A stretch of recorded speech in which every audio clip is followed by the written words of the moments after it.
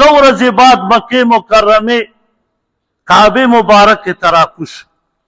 لوی لوی کافر ناست دي سرداران ناست دي ابو بکر صدیق رضی الله تعالی عنہ د کعبې مبارکې مخې ته ودرېد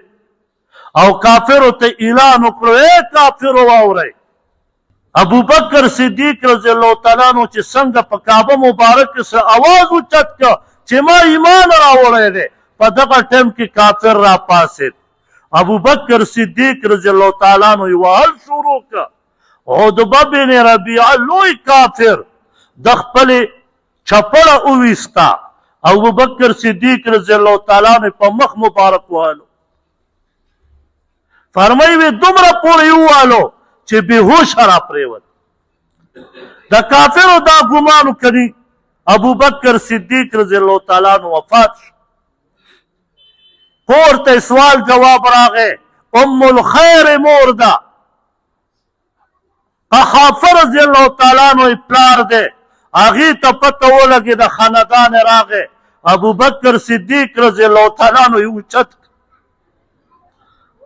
ابو بکر صدیق رضی الله تعالی عنہ بیهوشۍ حالت کې کور ته روان کړی دی او دا یاد وساتئ د ابو بکر صدیق رضی الله تعالی عنہ په باب فهد په ګیټ مخامخ ټاور سره لاندې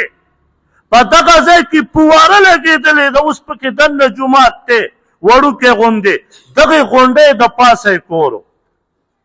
دغه کور ته یې راوست فرمایي وی ماښام شو په اوش کې راغی وهلی سحر دی او اوش کې راغلی ماښام اوش کې راغی ام الخیر چې خپله مور یې ده رضی الله تعالی عنها وله اوبه راوړې ورته وایي بچې دا اوبه وڅکه وایي اوبه نه څکم وی ما ته ول دا ووایه زما پیغمبر علیه السلام څنګه دی هغې ورته وایي بچې دا وجود دې ټول د وینو زخمونو ډک دی تا سره اوس هم د پیغمبر علیه السلام تپوس کې ستا خو ټول وجود ډک دی د زخمونو بچیه دغه د واجي خو تا وال وخوړه وی مورې والله که اوبه وڅکم تر څو پورې چې ماله د نبي علیه السلام پته چا نه وي راکړې چې په کم حالت کې دی ام جمیل رضی الله تعالی عنها چې د عمر رضی الله تعالی عنہ سکه خور ده هغې پټ ایمان راوړی و وی هغې نه تپوس وکئ د هغې نه یې تپوس وکړه ورته عرض کوي چې ای ابو بکر صدیق رضی الله تعالی عنہ کافر ډېر ظالمان دي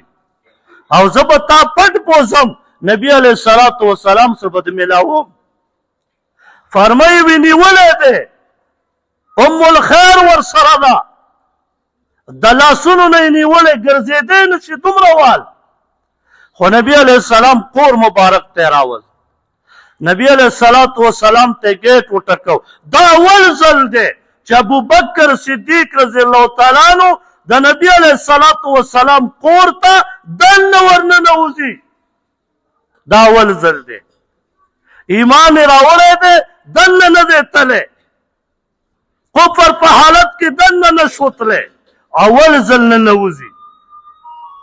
نبی علیہ السلام ورته گیټ کولاو کړو وی دننه راشه نبی علیہ السلام چې ولید ورغاړې وت او ځان سره یې راجوخت کړه ورته عرض کوي